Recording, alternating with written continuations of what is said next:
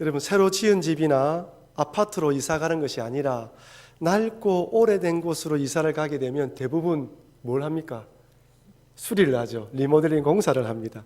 짧게는 2주, 길게는 한 달 정도 리모델링 공사를 하더군요. 얼마나 오래전에 지었던 건물이냐 집이냐에 따라서 그 공사의 범위와 공사의 기간이 달라지죠. 오래되면 오래될수록 손볼 곳이 많을 뿐 아니라 이렇게 이사가 나오고 난 뒤 텅 빈 공간에 보면 더 손볼 곳이 많습니다. 더 고칠 부분이 많은 거지요. 이전에 제가 인테리어 하시는 분을 따라서 아르바이트를 한 적이 있었습니다. 한 번은 식당 리모델링 공사에 참여하게 됐는데 이 탁자와 모든 기자재를 다 빼고 나니까 얼마나 더럽고 지저분한지, 정말 이 장소가 깨끗한 식당이 되겠나 싶을 정도로 지저분했습니다. 언제 이 공사가 끝날까? 페인트 칠은 기본이요. 모든 기자재들을 다 새롭게 여야 되는 형편이었습니다. 정말 주인이 원하는 그런 멋진 식당으로 탈바꿈할 수 있을까라는 생각이 될 정도로 엉망이었습니다. 저희야 아르바이트생이기 때문에 시키면 시키는 대로 해야 되는 입장이기 때문에 어떤 모습으로 탈바꿈할지는 전혀 몰랐습니다. 그런데 한 주, 두 주가 지나가면서 점점 식당다운 모습으로 변해가는 것이었습니다. 나중에 긴 나무를 이어서 의자를 만들고 난 뒤에 페인트 칠하고 난 뒤, 그러니까 어느 정도 그럴싸한 식당이 되었어요. 맨 마지막에는 새 냉장고와 주방에 필요한 기구들이 들어오자 정말 깨끗하고 멋진 식당으로 탈바꿈되었습니다. 완전히 마무리되었던 날, 제 마음속에 인테리어 공사하시는 분들이 이런 마음으로 공사를 하는구나 라는 생각을 가지게 되었습니다. 저야 아무것도 모르고 따라하지만 그분들 머릿속에는 비록 지금은 지저분하고 더럽지만은 한 달 후에는, 한두 달 후에는 어떤 식당의 모습으로 변하게 될 것이라는 그 그림이 머릿속에 있었던 것이죠. 그러니 다 리모델링 공사가 끝나고 난 뒤에 자기가 원하는 모습으로 되었을 때, 그리고 그 식당 주인이 정말 멋있습니다라고 이야기를 했을 때 참 큰 마음의 보람을 안 느끼겠습니까? 그래서 건축하시는 분들이 그런 마음으로 어지럽지만, 처음에는 힘들지만 나중을 바라보면서 그렇게 기쁘게 일을 하는 것 같았습니다. 여러분, 이것은 하나님께서도 마찬가지입니다. 이 땅에 살아가는 여러분들과 저의 모습을 볼 때 하나님께서는 때로는 한심스럽고 기가 찰 때가 있을 것입니다. 우리 스스로 생각할 때 우리 고집이 얼마나 셉니까? 고래 심줄보다 더 찌기다고 이야기하지 않습니까? 그죠? 개파하기를 얼마나 개파하고 자존심 한번 건드리면 하나님이 감당하지 못합니다. 하늘을 찌를 듯 하죠, 자존심이. 그렇다고 신앙이 없다고 말씀드리는 게 아니에요. 신앙이 있는데 참 고쳐지지가 않아요. 하나님 앞에 부끄럽기도 하고 창피스럽기도 하고 여러 가지로 미안한데도 불구하고 참 미안하지만 고쳐지지 않는 것이 우리 마음입니다. 그런데 여러분, 하나님께서 우리를 지켜보실 때 이렇게 고집스럽고 내 마음대로 하려고 하고 말씀은 듣고 잊어버리고 고집 부리는 이런 모습만 기억할까요? 학교 주임 선생님처럼 맨날 벌점 카드를 들고 다니면서 잘못하고 죄를 범할 때마다 벌점 1점, 벌점 2점 이런 식으로 벌점을 매길까요? 만약에 하나님께서 벌점을 매긴다면 여러분과 저의 벌점책은 하늘 높이 쌓아도 부족할 겁니다. 왜냐하면 하나님은 마음의 생각까지 감찰하시잖아요. 말을 안 해서 그렇지. 근데 하나님은 그렇게 보지 않는다는 거예요. 주님께서는 성도의 부족한 현재의 모습만 보시는 것이 아닙니다. 이 몸을 벗고 천국에 들어갈 뿐 아니라 예수님께서 재림하시면 부활의 몸을 입을 그런 성도로 본다는 거예요. 우리는 오늘이란 이 시간에서 과거의 우리 모습, 과거와 오늘의 현재의 우리 성도의 모습밖에 바라보지 못하지만 하나님은 어떻습니까? 과거와 현재와 미래의 모습, 이 세 가지를 동시에 보고 있는 거예요. 과거에 이랬던 사람이 현재 이렇게 변해 있고 앞으로 이렇게 변해갈 것이며 나중에는 완전한 구원의 모습, 완성된 구원의 성도의 모습으로 변해갈 것을 보고 계신다는 것이죠. 여러분, 제가 설교할 때 이렇게 보잖아요. 그래서 쫙 이렇게 보면 야, 저분이 저기 수요일 날까지 와서 앉아있는 게 기적이다, 그런 분도 계시고, 그죠? 야, 정말로 저분에게 이런 기도 제목이 있었는데 그렇게 응답되었구나라고 되는 분도 계시고. 그러니까 하나님께서는 우리 성도를 바라볼 때 잘못된 것만 바라보는 것이 아니라 전체적인 안목으로 바라본다는 것입니다. 그러니 하나님께서 우리를 바라보실 때 때로는 가슴이 아프지만 하지만 또 어떤 모습? 기뻐하는 모습으로 바라본다는 거예요. 여기에 큰 은혜가 있습니다. 우리 성도는, 나는 우리 자신을 바라볼 때 만족하는 사람은 아무도 없습니다. 여러분 모습에 만족합니까? 아무도 없습니다. 우리 스스로가 우리를 바라볼 때 부족하고 허물 많은 것밖에 보지 않은 것이 우리예요. 근데 그 시각에서 벗어나서 하나님은 나를 그렇게 보지 않는다는 것을 받아들여야 됩니다. 이것을 받아들이지 않으면 힘들고 어려운 일이고 내 자신이 낙심스러울 때 우울증이 찾아올 수밖에 없어요. 그럼에도 불구하고 하나님은 나를 사랑하시고 나의 변화될 모습까지 다 바라보신다는 것을 기억하고 그것을 붙들 때 절망스럽고 부족한 상황들 가운데에서도 믿음으로 이겨나갈 수 있는 것입니다. 이것이 성도의 모습이에요. 그래서 오늘 본문을 보면 주 안에서라는 단어가 3번 반복해서 나옵니다. 1절부터 4절까지 말씀에서 보면 주 안에서 서라, 주 안에서 한마음 한뜻이 되어라, 주 안에서 기뻐라 말씀하십니다. 왜냐하면 성도는, 예수 그리스도를 구주로 믿는 성도는 주 안에 있는 사람이라는 것을 잊지 말라는 것입니다. 또한 주 안에 있다는 이 말은 한번 따라합시다. 하늘 시민권을 가진 자라다. 하늘 시민권을 가진 자라는 것을 잊지 말라는 것입니다.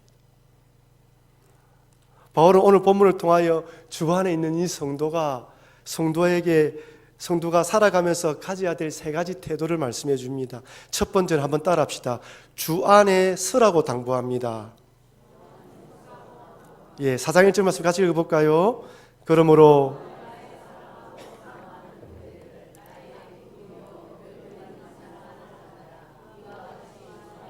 서라. 그러므로 나의 사랑하고 사모하는 형제들, 나의 기쁨이여 면류관인 사랑하는 자들아, 이와 같이 주 안에 서라. 여기 주 안에 서라 이 말씀은 개인적으로 주 안에서 신앙생활을 잘 하라는 의미일 뿐 아니라 또한 주님을 사랑하는 모든 성도들도 함께 주 안에 서라는 뜻입니다. 다시 말씀드리면 내가 믿음 안에 서 있고 그 믿음으로 같이 서라는 의미예요. 여기 쓰다라는 헬라어가 스테케테인데 이 말은 확고히 쓰다, 지속하다, 버티다라는 뜻인데 마치 군인이 초수에서 근무를 쓸 때 새벽 2시나 4시에 근무를 쓰면 얼마나 잠이 옵니까? 그 잠을 이기면서 초소 근무를 서는 것처럼 버티는 걸 말하고, 운동선수가 우승하기 위해서 끈기 있게 최선을 다해 노력할 때 이 단어를 사용합니다.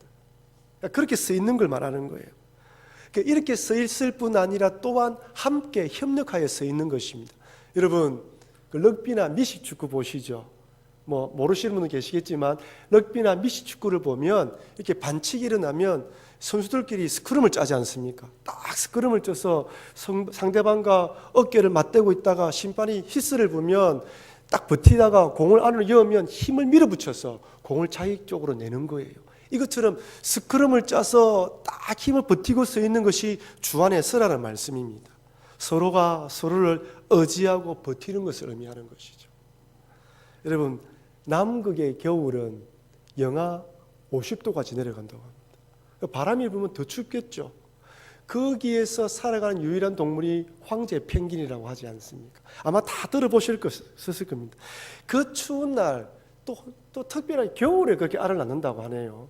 암컷이 알을 낳으면 수컷은 그 낳은 알을 발 위에 두고 품는데 암컷은 알을 낳고 난 뒤에 바다에 들어가서 먹이를 구하러 간답니다. 그러면 수컷은 암컷이 올 때까지 그 알을 품고 있어야 돼요. 그 겨울에 그 추운데. 근데 펭귄이 어떻게 한답니까? 그 추위를 피하기 위해서 펭귄들이 할 수 있는 방법은 무리를 짓고 추위를 막는 것입니다. 한번 보십시오. 이렇게 딱 막고 있습니다. 등으로 딱 막고 있는 거예요.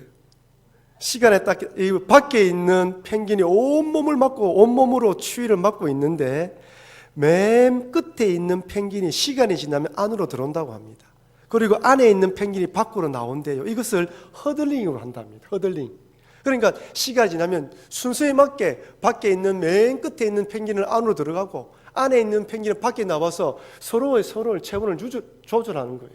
실제로 온도를 재어보니까 밖에 있는 펭귄하고 안쪽에 있는 펭귄 온도가 확 차이 난다고 합니다. 이렇게 서 있는 걸 말하는 거예요. 굳게 서라는 거예요. 이처럼 이 땅에서 살아오는 성도들은 여전히 부족하고 연약하기 때문에 사단 마귀의 공격에 대비해서 서로가 서로를 의지하여 믿음으로 버티고 서 있으라는 것입니다. 때로는 내가 맨 바깥쪽에서 온몸을 다하여 막고 있다가 시간이 지나면 안으로 들어가서 좀 쉬고 또 다시 나오고 쉬고 나오고, 이걸 뭐란다고? 허들링입니다. 허들링. 그러면서 서로가 서로를 이 무리를 지켜나가는 거예요. 추위에서 어느 하나 얼어 죽지 않도록 돕는 것입니다. 그렇다면 여러분, 이렇게 주 안에서 서로 서 있기 위해서 꼭 필요한 것이 무엇일까요? 서로 간의 신뢰겠죠. 이 사람이 적이 아니고 동지라는 동질감이 없으면 결코 함께 서 있을 수가 없습니다. 같은 편이며 형제라는 믿음이 없으면 결코 하나가 될 수 없습니다. 그래서 바울이 1절에 뭐라고 이야기합니까? 빌립보 교인들을 향해서 나의 사랑하고 사모하는 형제라고 부르지 않습니다. 빌립보 교회 성도뿐 아니라 모든 성도들은, 예수 그리스도를 구주로 영접한 성도들은 한 형제 자매입니다. 비록 신분과 생김새와 태어난 것과 성격과 기질과 피부색과 언어와 모든 것이 다 다르다 할지라도 예수 그리스도를 구주로 영접했다면 예수님 안에서 한 핏줄입니다. 영적으로 한 핏줄 된 사람이죠. 적이 아니고 악한 사람이 아니고 같은 동지이고 형제라는 것입니다. 한 핏줄입니다. 서로 간에 이런 공감대가 없으면 결코 하나가 될 수 없습니다. 신천지 추수꾼이 우리 교회에 들어오면 같이 될 수 있겠습니까? 안 되죠. 다른 안산홍, 이제 어머니 교회를 바꿨죠. 아버지 교회에서. 그런 이단이 들어와야 여기 앉아 있으면서 우리 같은 팀워크가 되겠습니까? 안 되는 것입니다. 그 사람은 우리 공동체를 분열시키기 위해서 찾아온 자들이지 한 형제로 한 공동체로 이르기 위해 찾아온 자들이 아닙니다. 예수 그리스도를 구주로 믿는 성도라면 누구든지 한 형제 자매라는 사실을 잊어버리면 안 됩니다. 옆에 계신 분들에게 우리는 한 형제 자매입니다라고 인사할까요? 예, 우리는 한 형제 자매입니다. 여러분, 우리는 나그네 같은 인생길에서 여러분 각자의 직장과 사업터와 생업터에서 믿음으로 살아가려고 몸부림을 치다가 오늘 이 자리에 오신 거예요. 살아가면서 예수님 믿는 것 때문에 포기하기도 하고 마음의 상처를 받기도 하고 이런저런 사람 마음 가운데서 내가 예수 믿는 내가 참아야지 하고 그 힘든 마음을 가지고 오신 분도 계시고, 또 어떤 분은 또 나름대로 직장에서 이런 일 저런 일 좋은 일로 감사한 마음으로 하나님께 기뻐하며 찾아오신 분도 계십니다. 나름대로 마음의 상처와 힘듦과 아픔을 가지고 온 분들이에요. 우리 다 힘든 사람들입니다.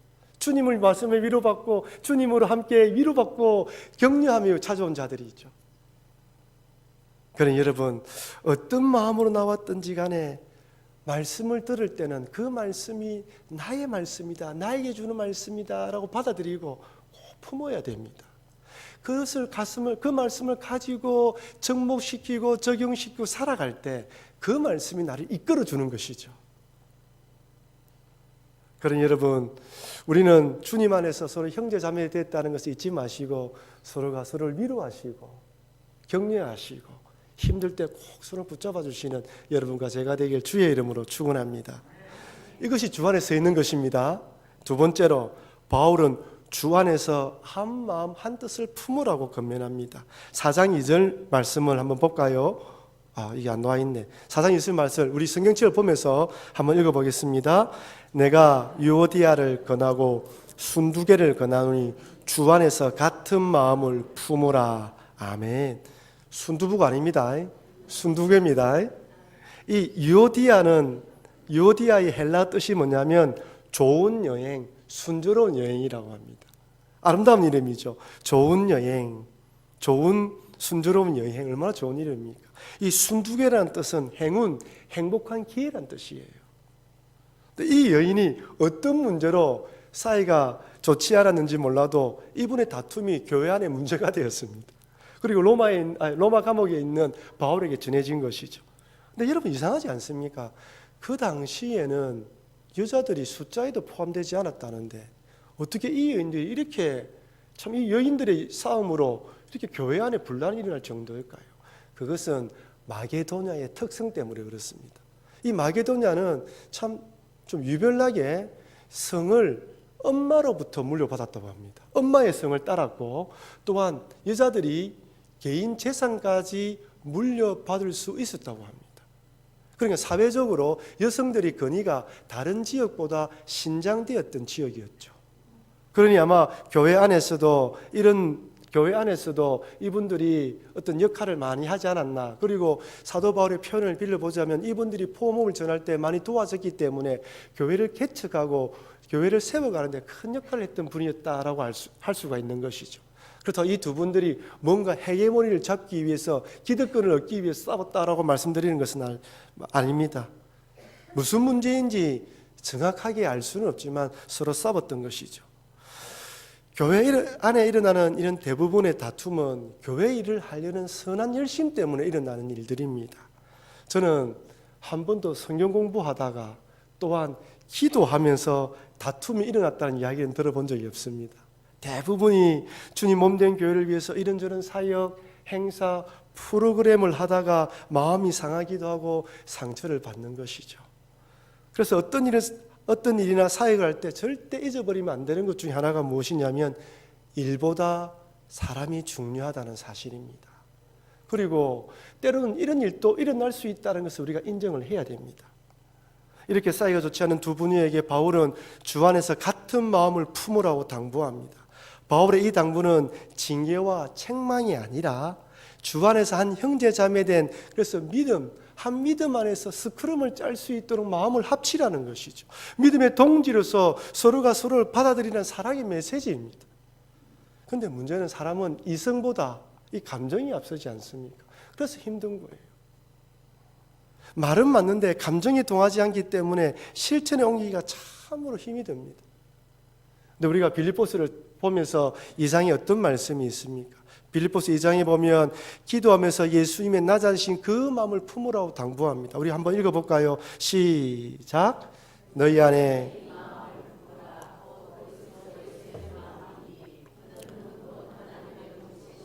하나님과 동등됨을 취할 것으로 여기지 아니하시고 오히려 자기를 비워 종의 형체를 가지사 사람들과 같이 되셨고 사람의 모양으로 나타나사 자기를 낮추시고 죽기까지 복종하셨으니 곧 십자가에 죽으심이라. 아멘.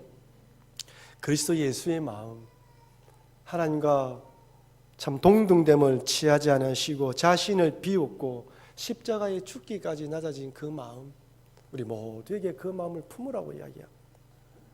여러분 사실 우리 한국 교회가 1960년도, 70년도 들어오면서 교회 성장을 많이 외쳤습니다. 교회는 성장을 했는데 성숙되지 못했어요. 사람들은 많이 모았는데 신앙이 성숙하지 못하니까 세상에 영향력을 미치지 못하게 되었습니다. 몇 년 전에 조사한 조사 자료를 보니까 가장 사회에 화합을 하게 만들고 좋은 분위기를 만드는 역할을 해야 되는데 분열을 조장하는 것이 기독교라고 말하는 사람들이 많다는 설문조사를 본 적이 있습니다. 여러분 신앙은 성장이 아니고 성숙이 되는 것입니다. 예수를 믿고 믿으면 믿을수록 내 신앙 안에서 성숙된 신앙의 모습이 나와야 하고 나를 통하여 나의 인간됨이 나오는 것이 아니라 예수 그리스도 향기가 풍겨져 나와야 됩니다. 이제부터는 성장이 아니라 신앙의 성숙을 나의 삶의 목표로 삼아야 됩니다. 예수님을 믿으라고 복음을 전할 뿐 아니라 나의 삶 가운데에 이런 모습이 나와야 되는 것이죠. 그래서 빌립보서 2장 5절에서 8절 말씀 안에 있는 이 마음을 품으라. 예수의 마음으로 점점점 예수를 닮아가는 사람. 여러분, 이것이 여러분과 저의 삶의 목표가 되기를 주의 이름으로 축원합니다. 이렇게 유오디아와 순두교를 향한 주 안에서 한 마음 한 뜻이 되라고 건면한 바울은 빌립보 교인들에게 이렇게 건면합니다. 우리 4장 3절 말씀 한번 읽어볼까요? 또 참으로 나와 멍에를 같이한 내게 구하노니 복음에 나와 함께 힘쓰던 저 여인들을 돕고 또한 글레멘드와 그 외에 나의 동력자들을 도우라. 그 이름들이 생명책에 있느니라. 아멘. 사도 바울이 이 유오디아와 순두교를 뭐라고 표현하고 있습니까? 복음에 나와 함께 힘쓰던 여인으로 이야기를 하죠. 바울은 알았어요. 그분들이 복음에 대한 열정이 없거나 신앙이 없는 사람이 아니라는 것을 알았습니다. 복음을 위해서 사도 바울을 도와서 교회를 세우기 위해서 얼마나 열심히 했는지 바울은 아는 거예요. 지금 이렇게 다퉜다고 그래서 문제가 있다고 그들을 나쁜 시각으로 보지 말라는 거예요. 그들이 얼마나 열심히 했는지 아느냐 너희들이. 그런 시각으로 보지 말고 그렇게 열심히 했던 시각을 바라보면서 그들을 도와라고 이야기를 하는 것입니다. 모른 척 하지 말고 관심을 가지라는 것이죠. 어떤 일에 제보시키지 말고 함께 동참할 수 있도록 배려하라는 것입니다. 특별히 바울은 이 두 여인이 그런 사람이었다는 것을 빌립보 교인들에게 주지하도록 만들고 있습니다. 여러분, 사실 주님을 사랑하는 열심 때문에, 주님을 사랑하기 때문에, 교회를 바라보면서 열심히 하려다 하기 때문에 그런 다툼이 일어나지, 교회만 왔다 갔다 하시는 분들이 이런 다툼에 관여되는 걸 보았습니까? 그래서 바울은 그렇게 이야기하면서 그들을 도와라고 이야기하는 것입니다. 제가 이 설교를 준비하다가 아마존에 살던 원주민 조회족이 생각났습니다. 아마존의 눈물이라는 다큐멘터리가 있었지 않습니까? 그 원주민들이 살아가는데 부족 중심으로 살아가는데 그 부족들은 그 짐승을 잡으면 같이 나눠서 먹고 또 필요한 것들은 공동생활을 하지 않습니까? 근데 특이한 것은 그 사냥을 해서 사냥감을 잡은 사람이 요리를 하고 난 뒤에 그 음식을 분배할 수 있는 권한이 있다는 거예요. 그러니까 뭐 사슴을 잡았다면 온 가족들이 먹을 수 있도록 다 잘라서 분배를 하는데, 여러분 사람 입맛이 다 다르지 않습니까? 때로는 다리 쪽에 있는 부분을 먹고 싶기도 하고 배 쪽에 있는 걸 먹고 싶기도 한데, 어제는 이걸 먹었으면 다른 뜻도 먹고 싶지 않습니까? 어찌 다 사람 마음 맞추겠어요? 그래서 이 사람이 다 분배를 했습니다. 다 나눠주는데 한두 사람이 마음이 속이 상한 거예요. 나는 저 부위를 먹고 싶은데 이 부위를 주지 않고 다른 부위를 준 거예요. 딱 털어지고 우리 사람들은 삐끼가지고 옆에 딱 털어져 있더라고요. 근데 그 부족만의 특별한 방법이 있더라고요. 어떻게 그 털어진 사람을 이게 마음을 푸느냐 하니까 온 부족이 다 달라붙어서 간지름을 태우더라고요. 간지름을 태워서 웃으니까 끝이 나버렸어요. 그래서 그렇게 마음이 털어진 것이 풀리면서 돌아오는 것을 보았습니다. 참 단순하면서도 재미있는 방법이지 않나라고 생각하면서 이런 방법도 연구해야 되겠다라고 생각했습니다. 어쨌든 여러분, 도와라고 이야기를 하고 있습니다. 우리는 주 안에서 한 마음을 한 뜻을 품으라라고 이야기를 합니다. 마지막 세 번째로 바울은 주 안에서 기뻐하라고 당부합니다. 4장 4절 말씀 읽어볼까요?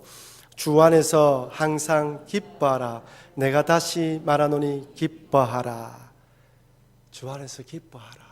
헬라어 원문을 살펴보니까요, 여기 기뻐하라는 말은 명령형으로 되어 있습니다.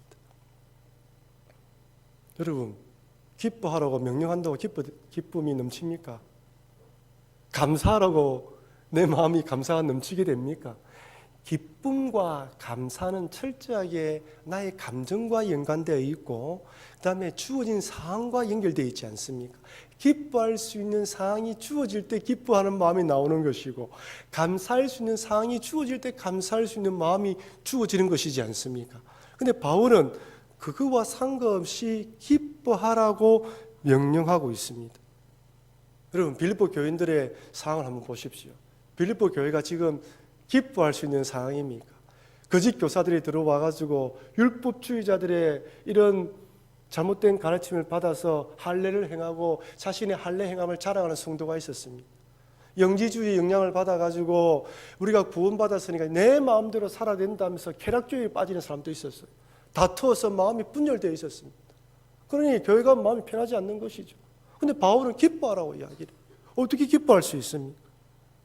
여러분, 우리 인생을 살아가다 보면 늘 기쁜 일만 있습니까? 늘 감사하는 일만 있습니까? 아닙니다. 교회 안에서도 늘 기쁘고 좋은 일만 있으면 좋지만 신앙생활 가운데에서도 인생살이 가운데에서도 희노애락이 있습니다. 교회는 조직체이지만은 회사처럼 위계질서가 있고 이익을 위한 집단이 아니고 살아있는 생명체입니다. 인간처럼 기쁨을 누리고 힘들 때가 있고 어려울 때가 있고 낭만들 때가 있을 때가 있는 것이 교회 모습이죠. 근데 그런 상황 가운데서도 바울은 어떻게 하라고요? 기뻐하라고 이야기합니다. 근데 우리 인간이 그렇습니까? 때로는 살아가다 보면 가슴이 쪼아리며 긴장된 순간도 있고 풀리지 않는 인간관계로 마음이 무겁고 힘들 때도 있습니다. 아무리 염려하지 말자, 걱정하지 말자고 해도 기도하면 힘을 얻는데 교회 문만 빠져나가면 나도 모르게 또 염려가 찾아오는 것이 우리 인생인 것이지 않습니까? 연약하고 부족한 인생, 상황과 환경에 연연해서 기뻐하기도 하고 힘들어하기도 하는 것이 우리 인간의 모습입니다. 근데 여러분 한번 생각해 보십시오.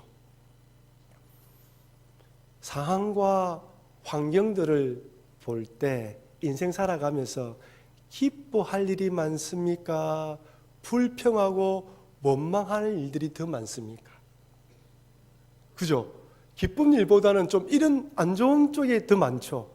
그러니까 상황과 환경만 바라보면 우리는 우울증에 걸릴 수밖에 없어요.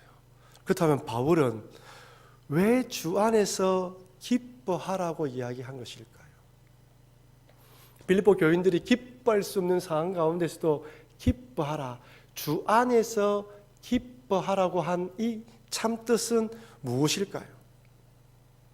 그것은 주님으로 구원받은 성도이며 이런 인생의 어려움을 통과하여 부활할 성도이기 때문에 기뻐하라는 것입니다. 결국에는 예수님처럼 영광스러운 부활의 몸을 입을 존재이기 때문에 기뻐하라는 거예요. 부활의 신앙, 재림의 신앙, 지금 이 땅에 살아가면서 이 육신의 몸을 입고 있기 때문에 때로는 힘들고 어려움과 괴로움이 찾아오지만 종국적으로는 결국에는 부활하게 되고 결국에는 완전한 승리된 신도의 삶을 살 수 있기 때문에 그때의 기쁨을 현재로 가져와서 기뻐하라는 것입니다. 미래에 이루어질 일로 생각하지 말고 미래에 이루어질 것들을 현재로 가져와서 기뻐하라는 것이죠. 왜 그렇습니까? 우리가 생각하기에는 지금 힘들고 어렵지만 결국에는 이것을 극복하게 되어 있거든요.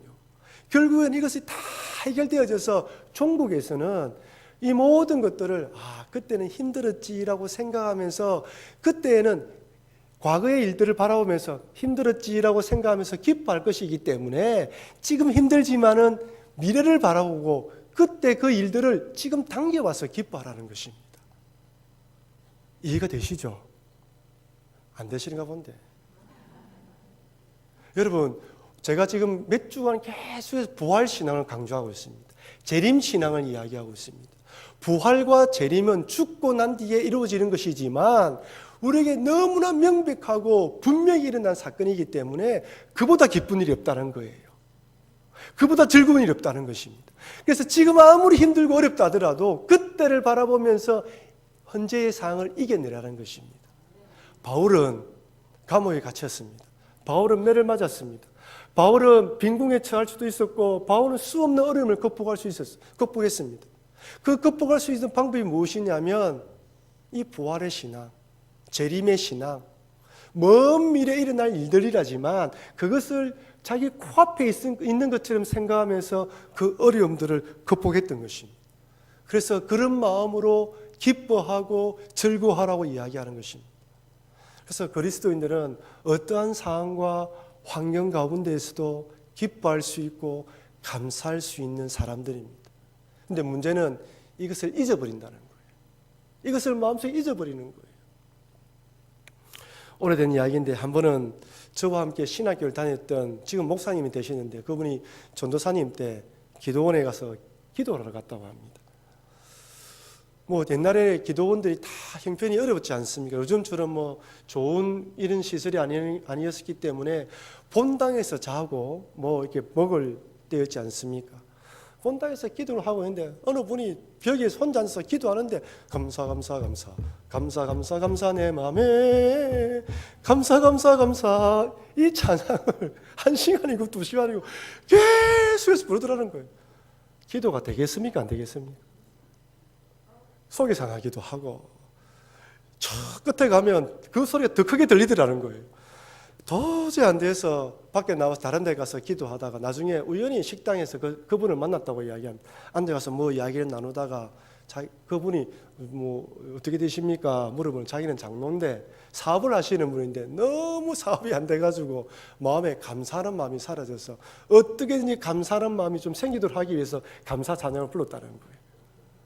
여러분 그렇게 감사 찬양하면 감사가 나옵니까? 나온답니다.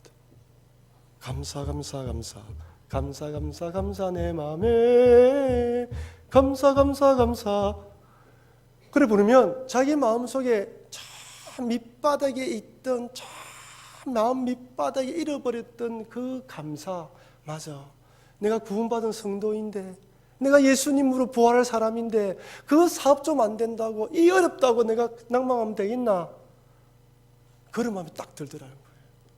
그 전도사님을 제가 같이 공부한 전도사님인데 그런 이야기를 나누더라고요. 제가 그 이야기를 도전을 받았습니다.